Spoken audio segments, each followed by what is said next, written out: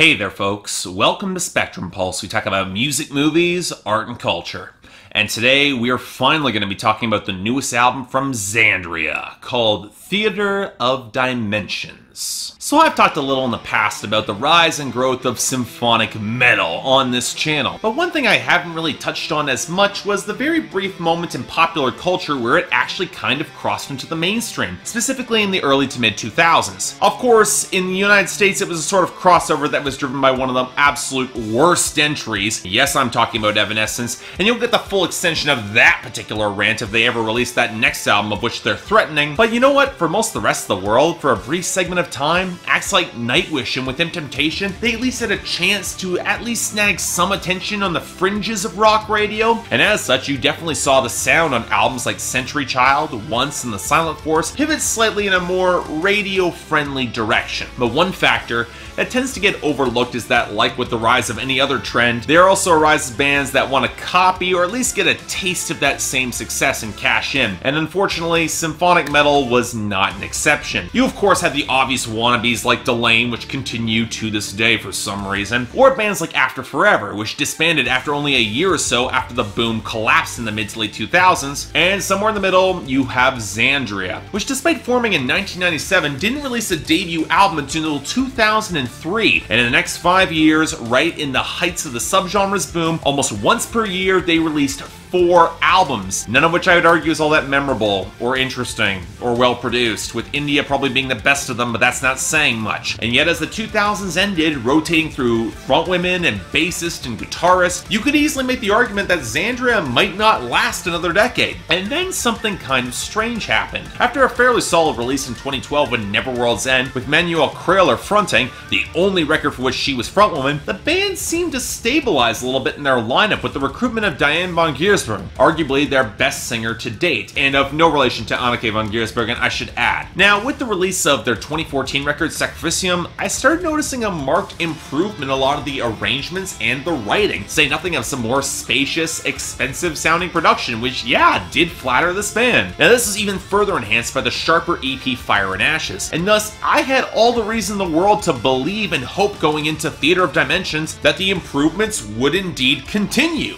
Was I right? Well, honestly, it's a little bit tough for me to tell because I've gone over this hour-plus Xandria project several times now, and yet with every additional listen, I just get more lukewarm on it at best. And you know, the frustrating thing is that it's not bad symphonic metal or nakedly ripping off other bands in the same way that Delane can. No, Theater of Dimensions just feels very much like a B-list act in this subgenre, with the ambitions to rise to the big leagues along with Epica and Nightwish and With Instrumentation, but unable to execute with the same consistency on record. Again, this is decent enough, I will give them that, but it also becomes very plain why Xandria doesn't get mentioned in the same sentences along with the best of the genre, no matter how hard they try. I'll give them credit for a good project, but it's not quite in that league. And again, I'm not exactly sure where things go awry, but the first big piece comes in the production and instrumentation, so let's start there. Diane von Giersbergen, she's an expressive and potent singer, and the range of emotional swell that she's expected to handle, from operatic singing to more theatrical delivery to even a harsher brand of rock vocals, she is indeed impressive, easily the best frontwoman this band has had. The problem, which definitely is a shift from the last album in the EP, comes in that she's often singing opposite a symphonic choir, or bagpipes, or the arranged instrumentation for the melodies, and not an actual electric guitar line, or a keyboard line, or a synthesizer. Of course, there are exceptions. They come in the ballads like the piano and Pipes of Forsaken Love, or the dreary pianos of Dark Night of the Soul. But for the most part, the main guitar lines tend towards this rattling low end, and only seem to really pick up more melodic heavy lifting on some of the solos. Now, part of this has been an issue with Xandria for years now. Marco Haybaum, he's always been a frustrating guitarist for me. In some of his composing, he puts together impressive technical pieces, but they don't always resolve all that well, and that can mean his solos don't quite have a lot of impact for me. But I had hopes that the EP and Sacrificium that they had managed to fix out this foundational issue, but turns out that with rare exception, Death to the Holy, which reminds me a lot of a cut from a Rhapsody of Fire album, the instrumental piece Ceili, and a couple of solos scattered across the album that, yes, were indeed pretty good, Xandria relies a lot more on the symphonic choir, or trumpets, or strings, or other arranged instrumentation to drive the main melody, and I've never really been a fan of this approach. It never quite picks up the same groove or momentum or metal character that an act that has a more prominent mid-range melodic tone like Nightwish or Avantasia or Epica as their best use in order to anchor some great hooks. And that's where we get to the drum work, which for the most part, pretty standard meat and potato stuff, but especially in the case of the kick drum lines, they seem less progressive and more just weirdly off-kilter for no discernible reason. It doesn't exactly help the grooves. Now that's not saying that Xandria doesn't experiment. Again, with the increased usage of bagpipes, it might show a passing glance on Nightwish, but not a brazen ripoff unlike some bands I could mention. And songs like Forsaken Love makes those sort of tones work. And I have to give credit for some pretty impressive bass smolder that works beneath the seething rhythm guitars and solo on We Are Murderers We All to play off the more welcome growl vocals from Bjorn Strid. Even if I'm left wishing that some of those backing horns exploded forward a little bit more aggressively or ruckusly to match the grimier groove. Hell, Ship of Doom is an outright pirate metal song with added vocals from Ross Thompson. I do think the groove is overall a shade too compressed and basic. The instrumentation could have afforded to be more diverse to really do the subgenre justice, even if the bagpipes do a lot to help. But again, it's a step in a different direction. I will give them credit for credibly pulling it off. And then there's the multi-part 14 plus minutes of the closing title track. I'm not gonna say that it doesn't work, given that Diane von Giersbergen works opposite Henning Bass effectively well. And while I do think some of the theatrical shifts they are well executed, for a closer of this length, it could have afforded to be better paced. The solos could have stood out more. There could have been more of a hook to circle back to. Of course, a big part of all this comes in the lyrics and themes. And I'll be blunt here, for as much as I've gone through this album, you can see and appreciate a lot of Xandria's ambition, but the writing just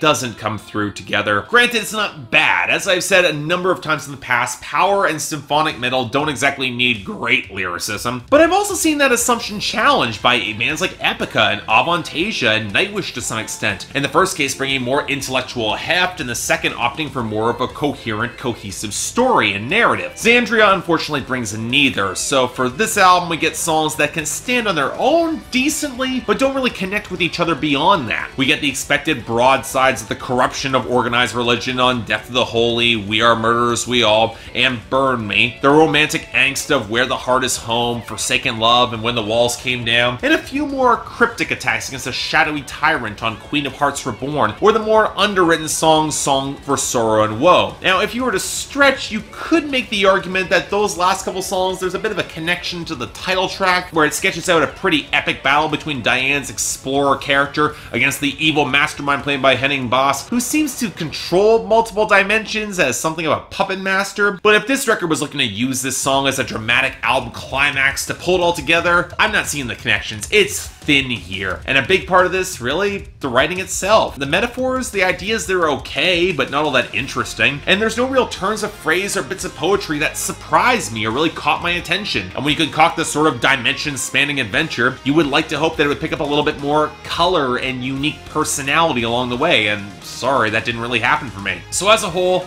look, given where we are with symphonic metal in 2017, it's gotten up to a really slow start. I can see a desire to give this praise simply for continuing to sound competently, but there's very little here that stands out to me, or that I haven't heard done with stronger hooks, sharper writing, or more dramatic swell. Now, Xandria has talent, they have ambition, and there are indeed good songs, but I don't think this is as strong as Sacrificium or Fire and Ashes, maybe not even Neverworld's End, which leads me to give this an extremely light 7 out of 10, and only really recommend it if you're a big fan looking for a symphonic metal fix, and even then I feel like I'm being generous. And look, it's not bad stuff, and again, I really did like songs like Death of the Holy and Ceili, but I think Xandria needs to focus on refining the core of their sound rather than spreading themselves too thin. I get wanting to open that big theater of dimensions, but if there's not much holding all those dimensions together, theater's probably gonna end up closing.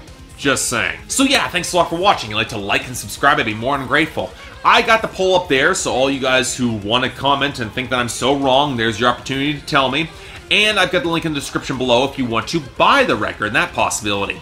If there's anything else I might be able to do to improve my presentation, I'm all ears. And if you guys want to get involved in my scheduling process, which a lot of you actually have started to get into, click on my Patreon link right there. 3 times a week, or perhaps more, you guys get to vote on my schedule, and once a week on Saturdays, you guys get to add things to my schedule. More details in the link, but until then, I'm Mark, you're watching Spectrum Pulse, and I'll see you next time.